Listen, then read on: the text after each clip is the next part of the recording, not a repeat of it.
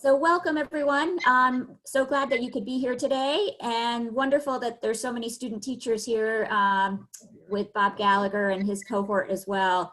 And many thanks to Chris and to Alex for presenting today. It's been really wonderful to learn so much about Google, and to hear now from the classroom perspective is going to be really fantastic. My name is Texita Del Prado Hill. I'm the one of the co-directors for the Professional Development School, and PDS is sponsoring these PD opportunities. So we really appreciate your participation. We also are looking forward to your feedback, and I'll put a link to the evaluation form in the chat. Also in the chat, you'll find a bio of Chris and of Alex. And Chris has also really kindly agreed to share his blog, where he houses the slideshows that he's going to show you today, as well as from the last 2 days of PD that he's offered. So I'll put that link in there as well. And then I'll also include a link for how to get your own Gmail account if you are a Buffalo State faculty member. There's a ticket that you have to fill out. And if you would please mute your sound so that we don't get any feedback, but please feel free to ask questions. I'm going to be monitoring the chat so that we can ask Chris and Alex any questions that might come up. And I think that's, I'm going to give a 10-minute warning at 10 minutes to the hour. And we really look forward to learning more. Thanks, Chris and Alex. Take it away. All righty. So, Alex, let me just say a few blurbs, then you say a few blurbs, and then we'll put the whole screenshot, or put the whole presentation big screen. So, I'm Chris Shively, and I teach science and math and research methods at Buffalo State. And the last 2 days, I have did a little overview on the G Suite, which is something that Buffalo State students have had since 2014. And thanks to Dr. Del Prado, this past summer, we now have Google Classroom as part of our G Suite for all Buffalo State faculty and Buffalo State students. And that's really important because as we go out to schools to do student teaching or methods, a lot of the schools that we're in use Google Classroom. And when you become familiar with the tools of Google Classroom and how they work, you'll be a much bigger asset to your mentor teacher and your students. So thank you, Dr. Del Prado, for giving us that Google Classroom. That's huge. Now, what you're going to see today is a lot less me talking, if you've seen me the last 2 days, and more about Alex Salansky. And Alex is a first grade teacher in the Lakeshore Central School District, and Alex has worked with my Buffalo State math method students for the past 2 semesters as a 4th grade teacher. And the thing that I love about this presentation that she's going to give is that Alex was one of those people in March that was told, your kids are going online, not all of them might have Chromebooks, they might not have access to the internet, figure out how to teach, good luck, see ya. And so what you're gonna see is a phenomenally brilliant, I can't stress it enough, solution that she had to a problem of overwhelmness from a parent perspective and student perspective. So I'm really excited that she's going to talk to us because she's a real teacher. I'm just a fake professor teacher. So, Alex, go ahead. Hi, I'm Alex Salansky. I've been teaching now for, this will be my, I think, 6th year, with 1 year of subbing in between. But I'm really excited to talk to all of you about Google Suite and how it worked as of March, and how I'm going to kind of use what I did in March to kind of guide me as I start a new grade this coming fall. Yeah, so I'm really excited, and I think it'll be really helpful. And even just putting this presentation together helped me prepare myself for what tools I'm going to end up using coming into 1st grade, where it's going to be more of a challenge than what I had in 4th grade. But I think it'll be a great experience. Yeah, I'm looking forward to it. So I'm going to share my screen and the presentation with everybody. It's going to be full screen. So Pixie, is that full screen? Yep. Okay. So this is our little talk about G Suite, but with Alex and myself. So we're not gonna, you're gonna see these little characters and like a little bit of words here. I'm not gonna read these to you, but I do presentations so that you could go back to the presentation and read them like a book. Because a lot of times when you see presentations that are shared, they're bullet points, and then you're like, what did that person talk about? So I'm not gonna read the stuff that's in these little blurbs, but they're there for you for later. So our presentation is not gonna talk to you. If you're not sure what the G Suite is and how it might work, or if you're not sure about Google Classroom and you're like, I wanna know more about the parts of Google Classroom, there are two presentations that are gonna be on this presentation that I'll link to that describe those in 1 hour detail for both. So if you're looking for how do I do Google Classroom, then that would be the bottom one here where I have the cool G jacket on. And if you're looking for more of an overview of what are all these G Suite tools that students have in the K-12 world at Buffalo State, it's the top one with the blue shirt on. So here are all of the G Suite tools and apps that Lakeshore Central School kids have. There's a lot of them. When we refer to the G Suite, G stands for Google, of course. The suite is all of these apps. We're not going to talk about all of these, or Alex is not going to talk about all of these. In fact, I would assume Alex didn't use most of them. We're only going to talk about these. And these are tools that Alex says here up at the top that she loves. So Alex, give us a little brief summary of why you like each one of those four, because they'll talk about, or each of the six, I can't count. And then we're going to get into more detail on how you use them. All right. So each one of these tools came in really useful throughout the school year starting in March. And actually some of these tools I ended up using before we went to remote teaching. So my students in 4th grade were familiar with some of them, but I didn't really get to explore them until March and really utilize them as a teaching strategy. So Google Slides has always been helpful in creating different lessons, activities, providing information. But what I learned about using Google Slides since March was that I used it, and you'll see later, to create a Bitmoji virtual classroom where it kind of became a hub for all my work throughout the school year. So I'll talk more about that later. Jamboard was great. It's an interactive whiteboard that I was able to use to help me instruct, whether I did it virtually in a Google Meet with the students seeing it firsthand, or if I recorded it. So instead of trying to hold up a whiteboard, Jamboard was a great tool that was accessible. Google Meet, I met with my students a couple times a week for half an hour to an hour. It really gave me the opportunity to connect with them while they were at home and teach them live, but also just being able to see their faces and make that connection with them really helped them be more motivated to participate in remote learning, because for some it was a challenge.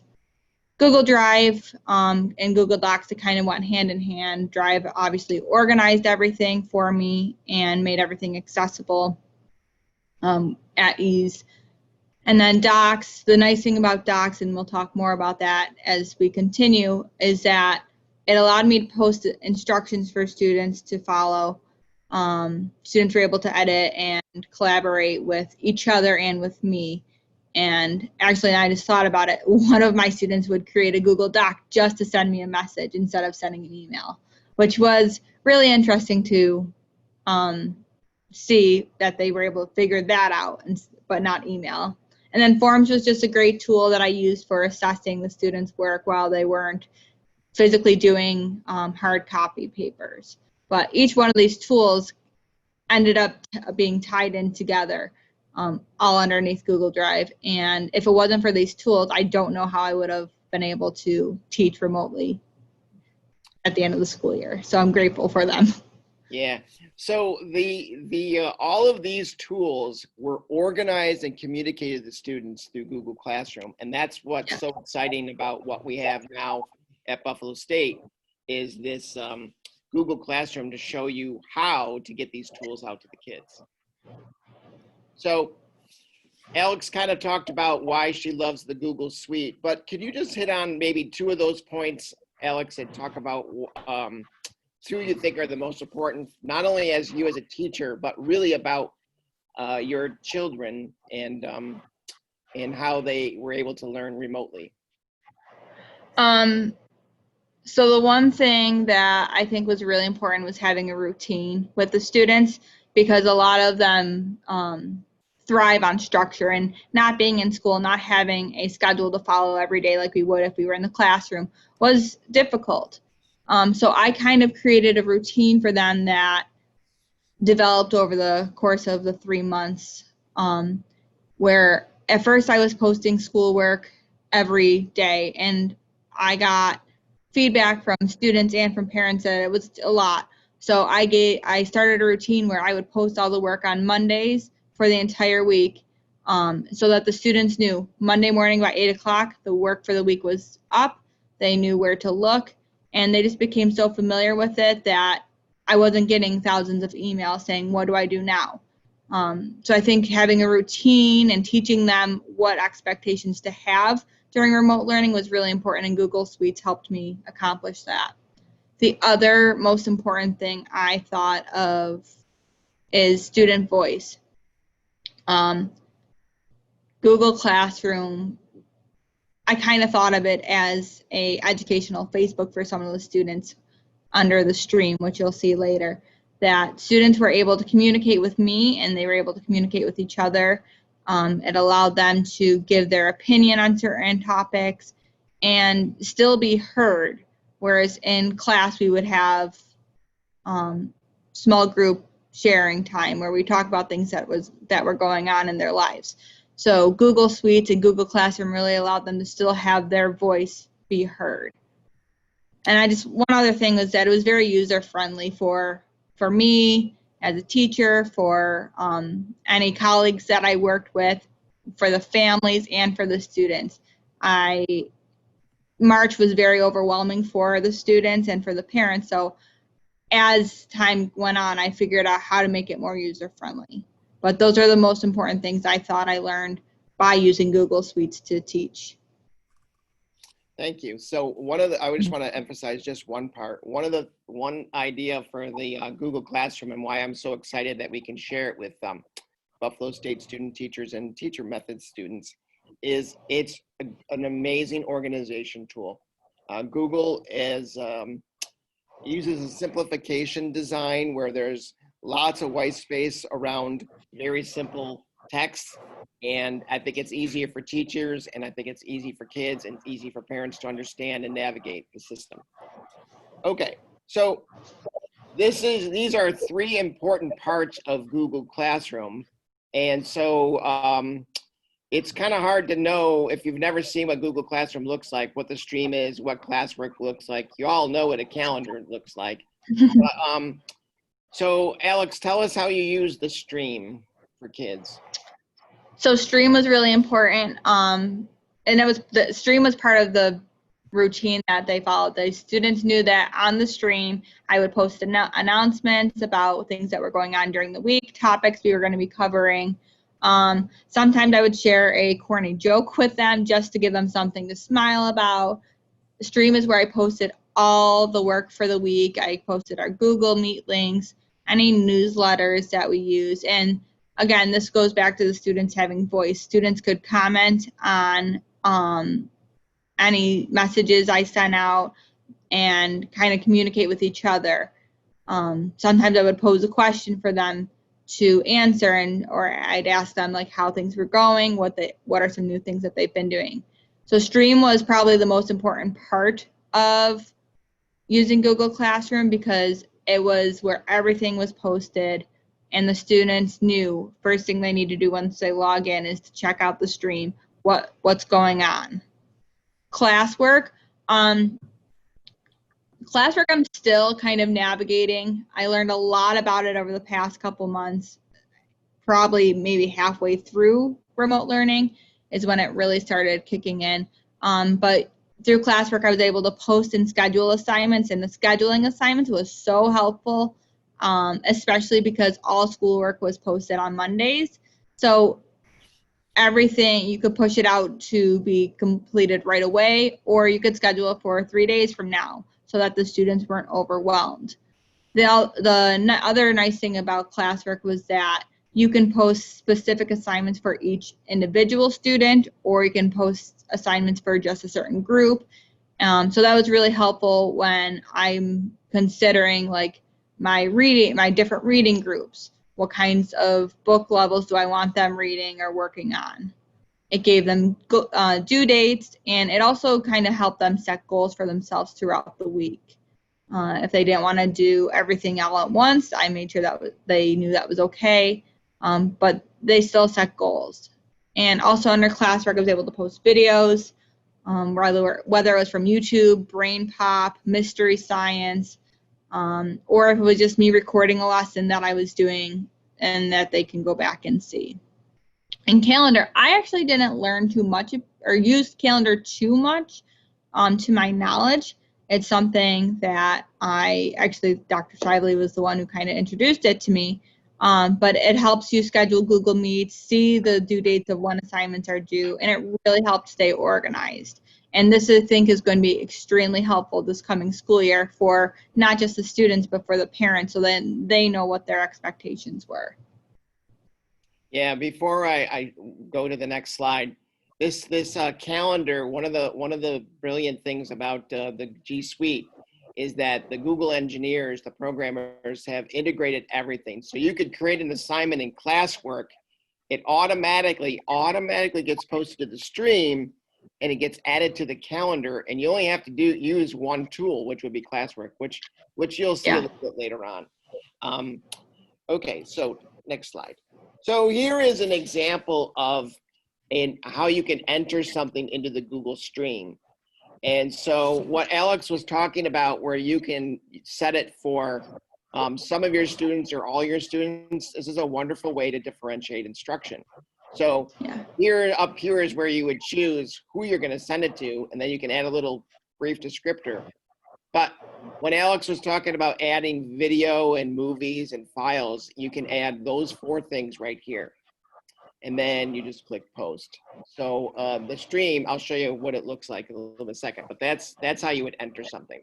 Anything you want to say about this screen? Like I said, it was very helpful for, like you said, differentiating instruction, which I wasn't sure at first how I was going to be able to do that over a computer, but being able to assign certain groups certain work and whatnot was very helpful. And then, like I said, if this was the actual classroom, you could toggle over the post, and you could schedule something to be pushed out right away or in a couple of days based on where the students were. So I loved using it. Yeah, it's a pretty powerful tool to communicate. So here is an example of Alex's stream from May 11th. And what I want to show you, I'm going to do something weird in this presentation. I'm going to show you a block of how Alex used this stream to launch a lesson and then to have the kids execute the lesson or the learning objectives, and then how you can track when kids turn things in or not. So I'm going to go through this slide and not talk, and then I'm going to come back to this slide. So Alex is going to explain this whole idea of going from the stream to turned in work. So this is posted on Alex's Google Stream, and she has this video, a slide of Google slide, which she called a virtual classroom. On this slide had links to different areas of instruction. And so here is the stream, and in the stream opened up this virtual classroom, which she'll talk about in a second. From this, students could click on an area. And so, for example, if the students clicked on the computer, they'd be going to a Brain Pop lesson, not a science lesson, but an ELA lesson. And this click opened up something that she created with a reading specialist, Mrs. Mary Morrison. It's about context clues. So now you're seeing how she went from virtual classroom to a click to the kids have instructions, and then the resources to learn those instructions were here at the bottom.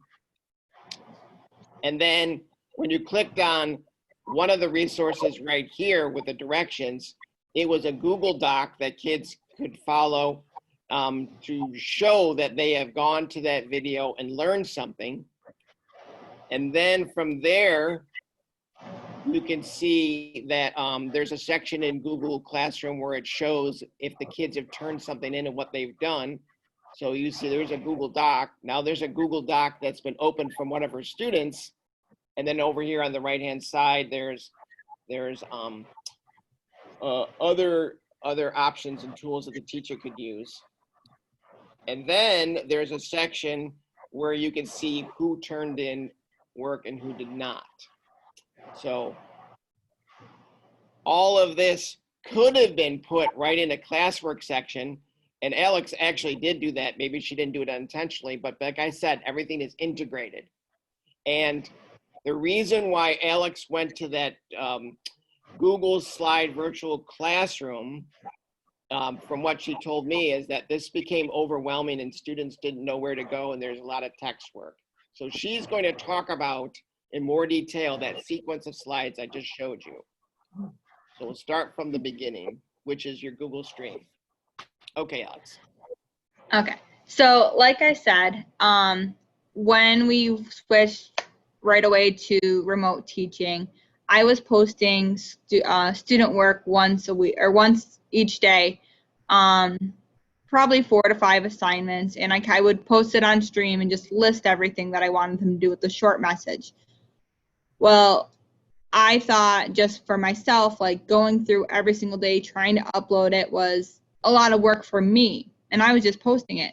So I couldn't imagine what it was like for the students and for the families, who some I had not even been able to communicate or connect with yet. So during one of my virtual meetings with my students, I asked them, would you prefer if I did daily assignments or assignments for the week where you can do it at your own pace? And they all agreed that they prefer it once a week on Monday. So going from that feedback, I started posting assignments for the week. Again, I would share a short message, but then I would also just list everything that I wanted them to do, so that it kind of became like a checklist for them to work on. One family told me that they would just copy and paste the assignments on a different document and then delete it off their list as they went, and it kind of helped them really stay organized. But what I figured out as April came along is that once we get to that stream and the classwork, there were so many assignments that parents and students had no idea what assignments were expected to be completed that week. So one morning, as silly as it sounds, one morning I woke up at 6 a.m. on a Saturday and I decided to create a virtual classroom. I watched the video and threw it together, and that's what I believe the next slide is the virtual classroom with the Bitmoji. And so what I did is I created an image map where almost every single icon here leads to different activities. And the reason that I did this was so that when students logged in and followed their remote learning routine, they'd check out the stream first, but then they learned to go to the Google Classroom. And every assignment that I had posted for the week can be accessed just through this one Google slide. And I did this once. May 11th, I think, was the first time I tried it. And I got an email from a family member of one of my students who said that her child loved it, that it was so easy, it was fun. She wasn't stressing out anymore on what to do. And it just made things so much easier for them to access. And like I said, Oh, sorry. Go ahead. like I said, the whole reason behind it is just to make it as user-friendly as possible. What I was going to say is I did some professional development with the Lakeshore teachers sometime in June, and Alex presented on how to make this virtual classroom. And so I have a whole tutorial because I had to learn from her. I wish my wife would stop texting me. I told her I was busy. I have a tutorial that I'll put up that's up on my blog that will show you how to create what Alex has made right here. And before we go to the next slide and talk about this Brain Pop video, I want to point out, especially for the student teachers here, Google Classroom is not the be all and end all of everything. It's an incredible communication and organization tool. So Alex, tell me, and I'll point to them with my red pointer, all of the tools or the resources that you use that are not part of the G Suite that you were very important to your instruction that are on this slide. Okay. So Brain Pop is one tool that we used. Brain Pop was actually, I want to say, the way we made Brain Pop work is that we would just put all the information into Google Classwork and add all the links. But so if you click on the Charlotte's Web book, it took you right to a YouTube video of the story being read, or every other week or every other session or chapter that I wanted them to read, either a YouTube video would read the story to the children, or I would post a recording of myself reading the story. And I used Loom, which is a video recording tool that I found. The map, I believe, took us to, not entirely sure what the map took us to, but we used Mystery Science, which was not a Google tool. So I used the Google slide to just make sure that the students could access the videos from Mystery Science. For math, we used IXL a lot. So what I did was I would look ahead of time what skills I would want the students to work on for the week, and just add the link into my Google slide so that when they click on math, they don't have to worry about trying to figure out which skill they're supposed to be working on. It took them directly to it. ReadWorks was another tool, and ReadWorks was a literacy tool that I used throughout the school year. It gave comprehension questions. So that it was just a link that I posted in the Google slide. I believe the calculator was another math tool. I'm not entirely sure which one that was. But it, like I said, everything was posted. Epic. So Epic was a really awesome tool for students to be able to explore a library of books online. So they clicked on the Epic book, and it took them to books that I would sometimes assign to them in the Epic app. So if I wanted them to read a book about colonization, I could assign that through Epic. And then I would go back and tie that into a Google Classroom assignment, going through my classwork activities. So Seesaw is a huge tool that Lakeshore uses. It's very interactive. The students have been using it probably since they were in kindergarten. They have a variety of different activities, and so what you would do is you go through Seesaw, choose the activities you wanted to do for the week, and then I would take the link from that website and just hyperlink it into the Google slide. And the same thing with Spelling City. So a lot of these tools that weren't really connected through Google Suites on their own, I went through and I connected it by going through classwork or hyperlinking them into my virtual classroom. And then on the whiteboard, there's a video where I would sometimes use Loom, which again is the screen recording app that I used, and I would record either a message for the week or a fun fact, or sometimes, which I don't think this one was, but I would record a lesson for the students to go back and watch. So this was posted all week for them to go back and do at their own pace. They weren't overwhelmed. They knew what they had to do. They had their routine. And it became the best thing I could have ever done to help me teach remotely. Yeah, so I'm going to jump ahead and come back to that slide in a second. So Alex could have done everything in classwork, which is a tool that you can organize your assignments, and it has due dates and all the rest of that stuff. But she found through trial and error, because really this has been a wonderful experiment in remote teaching, this COVID experience, that didn't work for her, and it became overwhelming. So she ended up creating this Google slide with lots of, which we call, in the old days, if you're old, well, none of you are old like me, but in the old days when we used to program websites, we used to use an image, and then we made it interactive by creating links, which we called an image map. So we went from, Alex went from, oh, I got this whole textual thing, to this virtual slide, or this virtual classroom, excuse me, and it developed what Alex has said about 10 times already: routine, routine, routine, routine. And I think that's very important. Okay, Yeah. let's go to go from here, this virtual slide, to when the kids clicked on this virtual classroom and they clicked on the computer, they were going to do a brain pop activity. So talk to us a little bit about how, two things: what this is all about, not necessarily what is context clues, etc. But how did you work with Mrs. Morrison, who was your reading specialist, to design this learning experience for kids? So Mrs. Morrison and we collaborated frequently just through email.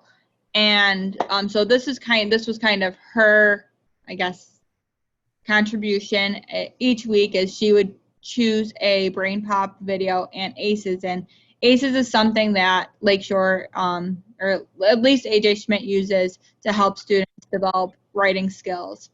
And they were very familiar with it throughout the school year. So it was really kind of just connecting everything from what they were doing in class to at home. So what Mrs. Morrison would do was she would create these directions for the students. And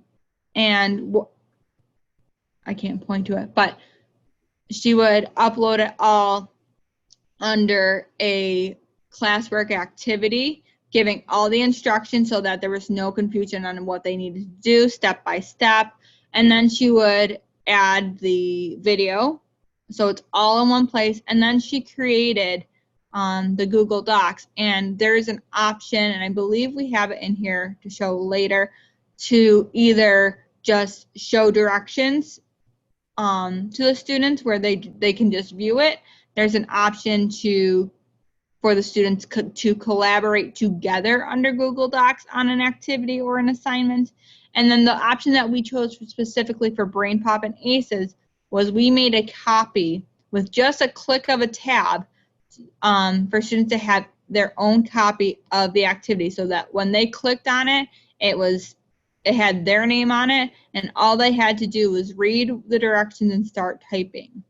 And I know a question that came up yesterday with Dr. Shively when we were discussing this is, how did the students know what to do? And a lot of it came through these instructions that we would post on the assignments and also into the Google Docs that we created. So we kind of had to do a lot of connecting the dots for the students, so that when it was their turn to work, it was super easy, super user-friendly. Great. So we go from the stream to a virtual classroom slide, to clickable images, to directions. And this is important for the student teachers out there. And the solution, I know what you should do, but I don't know how districts are going to handle this. When we go out in the fall to do student teaching, your Buffalo State Google account email address will not be working with a school district like Sweet Home or Lakeshore or Orchard Park or Buffalo's Google Classroom. The technology people in each of those districts have to have to give you a Google account with the school district email at the end, like, for example, at Lakeshore, at LSCSD. But if they do that and they're forward thinking and they can really, really use your help, I hope that that's what they're thinking. I think we need to sit down with the tech leaders and the superintendents and principals of the schools and say, we need to help our students, because you can see with Mrs. Morrison, she's like an added on teacher to Miss Salansky's page. And I think that'll be really, really powerful, and it's doable. So if they tell you they can't do it, they're lying. They just don't want to. I want to emphasize that, because tech people are famous for going, oh, that'll be really hard. I don't know how to do. Yeah, you do. So if Mrs. Morrison can add stuff to Miss Salansky's page, a Buffalo State teacher, we can have some type of process that enables you to contribute. Okay, I don't want to go any further than that. So here is what Alex was talking about. We go from that document that Mrs. Morrison created. And I showed you this before. And then we go to this right here. Can you talk about what this means for you as a teacher, this little section? Because it doesn't look like a Google Doc. It looks like other stuff. Yeah, so this is the teacher side of what you would see. So I could actually go in while a student was working and kind of monitor what they were writing. So this first top half of this is, again, the directions and access to the link. So we made everything very, very easy for the students, that if they didn't have to go back to the Google slide or the virtual classroom or back to Google Classroom to try to find the video. Everything was put into this Google Doc. And then it gives them the directions, reminds the students of how we write ACEs. And I believe, if I recall, that Mrs. Morrison also would provide an example of an ACEs for the students so that they knew what we were expecting. On the right-hand side where it says files, you can see that my one student created 2 files, which I'm not sure how she did, but she did, and I have access to both of them. So I can click on either one of those and see the work that she's completed, either live as she's doing it and help monitor and type in notes and edit it with her. So kind of allowed for some collaboration, or she could do it independently and then turn it in. So once students turned it into their work or turned in their assignment on Google Classroom, it would come in through Google Classroom to me, and it would look like this. And I can go in and see who turned in work, who is still working on it. And also I could type in private comments. So at the end of the week, when students completed their work, I would go through it, check it, just like I would in classroom. I would, with papers, I would go through, write my notes. I did not give like actual grades, but I gave them kind of feedback so that they can improve for the next week, because Brain Pop and ACEs is something that they did each week. And sometimes students would take the feedback and fix it, which was awesome. Sometimes they didn't, which I kind of expected, but the tools were there. And that was really helpful. And then if I clicked on return it to the students can edit or continue to work on or improve their writing. So I want to go back to the previous slide. I want you to pay attention to this top part, because this is the magic of the Google engineers. So it says instructions and student work. If we go back to this page, right? Oops. We go back to this, can't get it, this slide. Here's where the instructions were, and here's where the student work is. Alex didn't have to do anything to create either one of those links. It's all connected together when they created this assignment. So once you don't, she said something about easy to use about half an hour ago. And I'm finding the more I learn about this, the easier it is to use to help me stay organized as a teacher. So instructions here, and then that goes to student work. It's in the same spot it's the same exact assignment. Yeah. Okay, so again, she could have put it here in the classwork section, but it was becoming overwhelming, so she made that virtual classroom.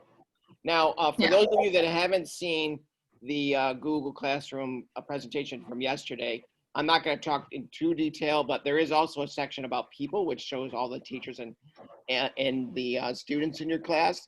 This is the spot where your mentor teacher can add you as a co-teacher in Google Classroom. So that's very important, student teachers. It's that section right there, people. It's called people. It's doable, doable, doable. And then there's a whole grade section here. Okay, so here is an example of a classwork and what you can post up there. And you can see that there is 5 different things. I don't know what reuse post means. Maybe it's just a duplicate. So maybe you can use it from the previous year. But the one thing I want to point out here is in the classwork section for a teacher, you can create a Google Meet link and and everything goes to the Google Calendar. There's a Google Class Drive folder. It's all integrated and you don't really need to set any of that stuff up. You just have to post something here. Okay. And if you were going to use classwork and not that Google slide like Alex did, you can arrange all sorts of your stuff by topic. Okay, so I want to show you another, we got time for about one more of these and then a couple of things else that Alex did. And it's another one from the stream to tuned in work. So she's already explained to you about how she used this. This is actually the same day, May 11th, but I'm going to show you how she integrated Seesaw. So again, the stream to the virtual classroom slide, which I can't get over how brilliant this is and how helpful this was for the little people. And here's what they did in math. So the kids clicked on math and they went from math to the Seesaw page. Okay, Alex, so what are we looking at? So this is one of the activities that I wanted the students to work on for the week. We were working on geometry and angles. So I just posted the hyperlink in the virtual classroom and it takes them directly to this this page. It would look different on the students' end, of course, but they'd click on the activity, and Seesaw is great because it gave you directions on what to do. You can post video with directions, you can record the directions, and students are interactive with this. So in class, we would use iPads, but even if you didn't have a touch screen, students could use their mouse to create it. So this was really helpful in getting them to do their work in a fun, interactive way. But also, if you can see, this is all my students. Some students did it directly on the app, while if you look at Max down here, he did all his work for the activity on a separate sheet of paper, and then he took a picture of it and uploaded it. So this way, this is still another way for me to get to assess what the students understand, what they didn't understand, without having hard copies of it. And while, again, Seesaw was not a Google tool, I integrated it into my virtual classroom so that it was still something the students were familiar with, and it gave me an opportunity to see what they understood and what they didn't understand. Yeah, this idea here where Max did it on paper, I am a huge fan of kids doing math on paper and then using the camera tools on moms and dads' phones and the iPads to show their work, because it is very challenging for kids to draw. I mean, it's hard for adults to draw on the computer. I mean, this wasn't so bad because we're just drawing angles. But if we're trying to do multiple step math problems, it's really hard to do when you're trying to draw it on a whiteboard. But here with paper, whammo, it's great. Now, a couple things to point out before we leave this slide. Just like a Google Slide, Seesaw has built something in where it tells you who's responding, how many you're waiting for, how many kids have not responded. So it's a great way to track. So if you're a classroom teacher and you're seeing assignment after assignment not being turned in, your first reaction is probably the wrong one. Don't think that maybe these kids are just ignoring you. It's very possible that they don't even have the technology, especially in districts like Lakeshore, where a computer goes down and moms and dads don't have enough money to go buy another one. So it just gives you an alert that maybe I should look in and check in on my students a little bit more. Yeah. And maybe it's not because they don't understand. Maybe there's something else. So I like that it keeps track of who's doing what. Here's a blown up example of somebody's work where they were learning a half angle. That's what we call that now? I didn't know that. And I'm a math guy. So that's a Google slide where, or excuse me, a seesaw slide where the kids can draw on there. Okay, so we have about 15 minutes. And so Alex is going to talk a little bit about a few tools, Jamboard being one of them, then Google Forms, another one, and then Google Meet. And then she's going to, there's a grade thing. We're probably not going to touch that much about it. And then Google Drive, which we won't have enough time to talk about the incredible value this is. And then her Zen Zone, and finally her comedy troupe. So we've got a lot to cover, but she's just going to highlight a couple of ways that she taught with these tools. Here's Jamboard. So Jamboard was a interactive whiteboard that I could use to demonstrate a math lesson, a writing assignment, instead of trying to hold up a whiteboard and show them and hope that it was reflecting correctly onto their screens. So I used in this Jamboard it to help me demonstrate how to find perimeter.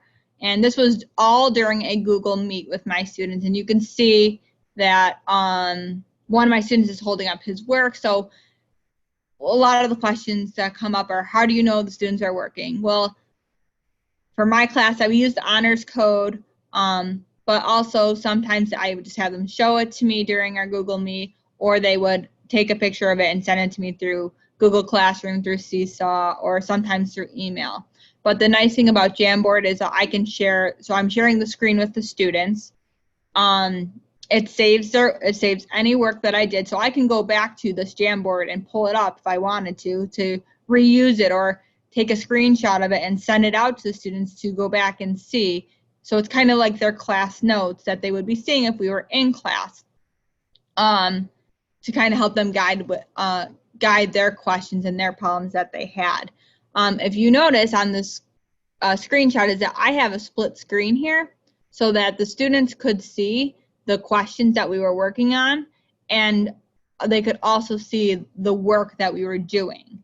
So Jamboard was amazing. I just learned that you could also push out the Jamboard to the students where they can actually interact live on the Jamboard with you. So we could start a problem, do the first 2 steps and say, okay, boys and girls, now I want you to finish this problem. And it would create a Google, kind of like a Google Doc where we're collaborating together, but on a Jamboard outlet, or however you want to say it. And so then I could see the rest of their work that they finished. So I'd be able to determine, did they understand the lesson? Did they have questions?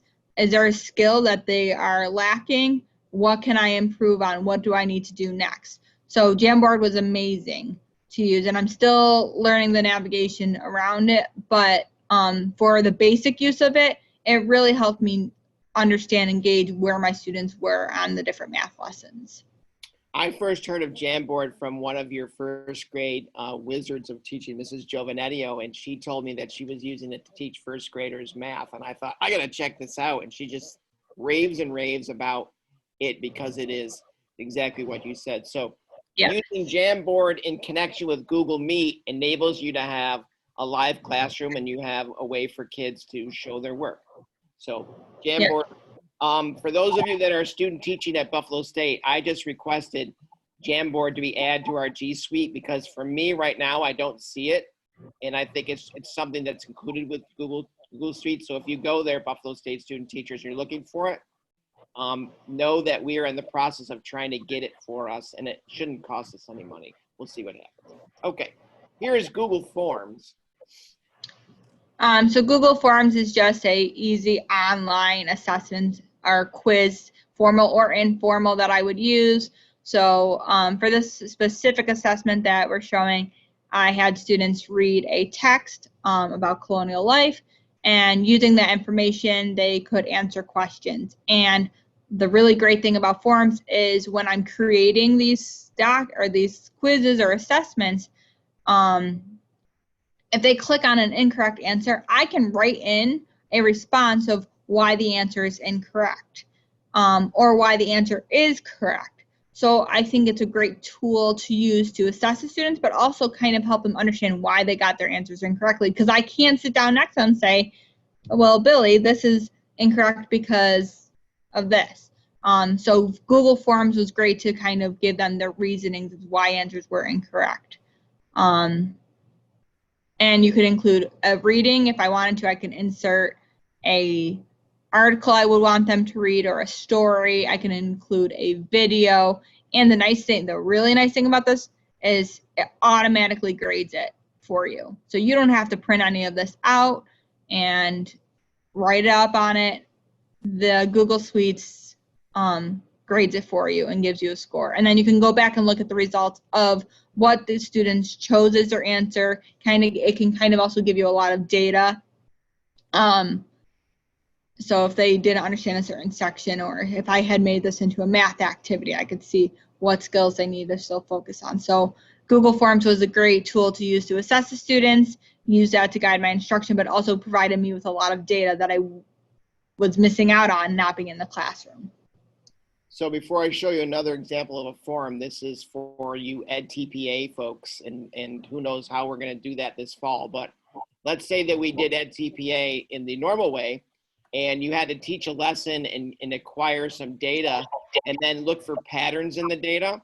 You don't have to just make a Google form with multiple choice. You can have multiple choice. You can have true, false. You can have checklists. You can have long answer. But what I like about this from an EdTPA perspective is you can give this as an assessment, and in one place, you can see patterns in the data, which is something that you have to use with EdTPA. And more importantly, you can use, this will produce quantitative data for you for your EdTPA and qualitative. So here's another example of the Google Forms that's with the New York State 4th grade test. And this little point value is what Alex was talking about, that it will grade yourself. You can create Google Forms that don't have quiz functionality to them. They're just like kind of more of a survey. But either way, I think this is a really powerful tool for you future EdTPA writers. All right, so here's Google Meet. So tell us a little bit about this slide. So Google Meet was super great because it helped me connect with my students who I didn't get to say goodbye to or get closure with them. I met with my students 3 times a week for between 30 minutes to an hour. Tuesday, Thursdays, Fridays. Tuesdays we did math. Thursdays we did some sort of ELA lesson, whether I was reading a book or we were working on a writing assignment together. And then Friday we did a fun Friday. So this one we did a pajama pet party. And the nice thing about this is because you're not seeing your students every day, you're still connecting with them. You're still building those relationships, and they were excited for these sessions. After we would be done with our math and our ELA lessons, they'd ask, what's our next activity for Friday? And it changed each week, but it was nice to be able to really connect with my students using Google Meet, to work with them sometimes one-on-one, to do a small group lesson with them, to give them enrichment activities to do, or if a student was struggling on something or needed extra help, I can provide extra support. So it really helped me connect with my students a lot. And I don't know, emotionally, I don't know how I could have gotten through the rest of the school year without having this connection with them, being able to do Google Meets with them. And by the time May came around, I had connected, not all at once, but with every single one of my students. And I don't know how many other teachers can say that, but Google Meet made that possible. I think a lot of people couldn't say that. And what's amazing about what you just said, Alex, is that this should be the norm, right? Even if we're in online remote learning, these kids need to connect with their teacher, and it's always a foreign thing for me to think that some teachers just don't do this. But anyway, we're going to stay on the positive. Before I go to the next slide, when I was looking at Alex's stream for like the last day of school, June 17th or something, or maybe it was June 11th. I don't know. It was sometime in June. One of her students posted about that this was the last day of school with a big frown. And I think kids were really disappointed because in a world of crazy pandemic non-routine, she brought routine into her classroom. And I think Google Classroom and the tools enabled the kids to feel a little bit normal. Okay, so on Monday, this is going to happen, then Tuesday. And Google Meet, being able to have them at least see their friends, I think is such a powerful thing.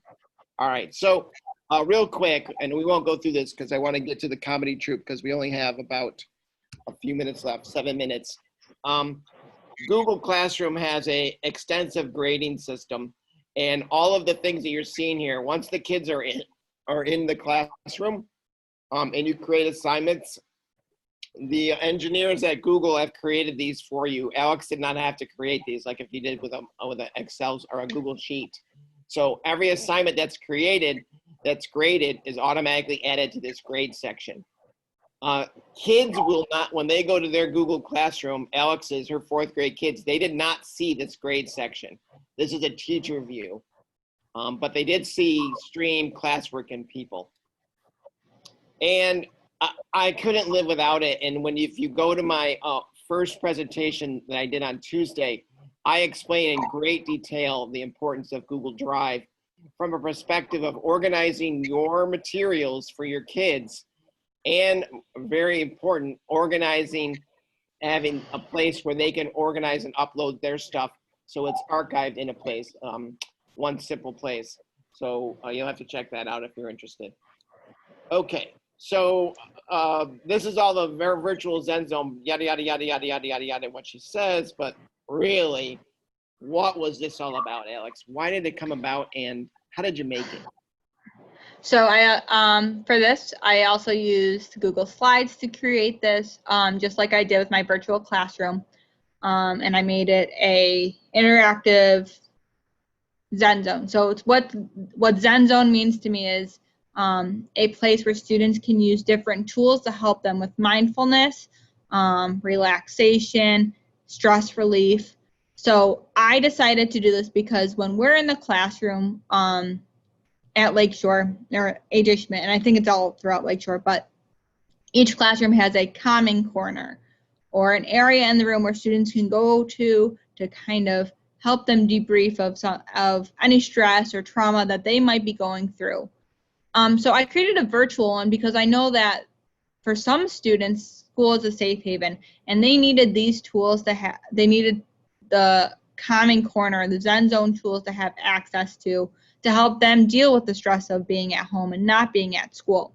So I put this together in hopes that it would provide them different strategies that they can do while they were home. There's a timer, there was calming music there. If you clicked on the hand, it gave you the different breathing strategies.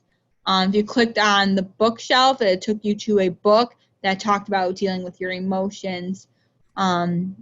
And I believe if you clicked on the lava lamp, it helped you, I connected it to a YouTube video where it showed students how to create their own lava lamps or calming tools. And the great thing about this is it's virtual. They could do it at home, they can do it in school. And I didn't think of this when I created it. One of my colleagues said, this is great for the older kids who might not want to get up and go to a calming corner. They could grab a tablet or a Chromebook, put on their headphones, and use these different tools and activities to help them kind of refocus their energy to something positive. And no one else in the classroom has to know that that's what they're doing. It was personal, and I think it really helped some of the students. One of my students told me that he would listen to the music just to help him get ready for the day. Nice. And so I hope that you've seen throughout all of these experiences that Alex, everything she's designed and thought of, and then with Mrs. Morrison and with the Zen Zone, is always with the kids first in mind. And it's like, what's going to help them feel comfortable, feel safe, what's going to help them learn. And I think that putting kids first You can't go wrong there. If you're doing something for yourself as a teacher, but it's bad for kids, just don't do it. If it's good for kids, do it. So the last slide here is about an extracurricular thing that Alex used with Google Meet called the comedy troupe. So this year, or this past school year, I worked with, again, Mrs. Morrison, and before school closed down, we were getting ready for comedy troupe, where students would come in and they would rehearse different skits to help them work on their reading, on different reading skills. Well, when school closed down, and we had to reimagine how we were going to make this work. We didn't want to give up on it, because for some students, especially the fifth graders, they've been looking forward to this since, this was started for them in third grade. So Mrs. Morrison and I kind of talked about how we were going to make this work virtually, and make sure that these kids had something to look forward to, had something to enjoy. So what we did is we created a comedy troupe Google Classroom. We used the same tools we did in a regular Google Classroom for the general ed teacher. We used the stream to post announcements, to post the different skits that they needed to rehearse. We posted when we were rehearsing, and we met once a week on Google Meet. And I would split the screen, I would share the skit, and students would go through and take turns practicing their parts. And this started, I want to say, at the end of March, and we went all the way till the second week of June. And it was just something that they looked forward to every day or every week. And to make this be something that we did virtually, when it typically is we perform on stage in the gymnasium, they still had this experience. When we were finished rehearsing, I recorded using, I don't remember what tool I specifically used, but a screen recording tool to record our performance that was happening live on our Google Meets. And then I saved it, and I went through and edited it and made a movie, and we premiered it through Google Meets for the families and the students to see before we pushed it out to every third, fourth, and fifth grade Google Classroom. So that, for example, Mrs. Schull in third grade, she would push out this video, this movie with the performance to her class and her students to see. And then we ended up pushing it out through our AJS Facebook page too. But it was so nice to be able to have the Google Suite tools to be able to continue this extracurricular activity, to boost the students' spirits, to give them something to look forward to. And they really took pride in it. They were wearing different costumes. We made props. And even though we weren't together physically, we were together virtually. And that made such a huge difference in their motivation to participate in remote learning. And I'm super grateful that we got to do this. All right, I'm going to cut you off there. So anyway, I hope that Alex's firsthand experience gave you some great ideas for this fall. And again, this presentation is going to be up on my blog, so you can refer back to it with our contact information, and especially reach out to Alex. She's an amazing young teacher, and kids at AJ Schmidt and Lakeshore are really lucky to have her. And I really appreciate you sharing your experiences, Alex. So thank you very much. And for all the rest of you, thank you very much for sharing this hour with us. And we wish you the very best of luck in the fall. Thank you so much. I echo exactly what Chris said. Alex, how lucky your students are. And we feel really proud that you're an alum. Take care, everybody. Please feel free to join us in another hour. Chris is going to be back with Liz, who's another teacher who's using a lot of these tools, and she'll tell her story and provide examples similar to what Alex did this morning.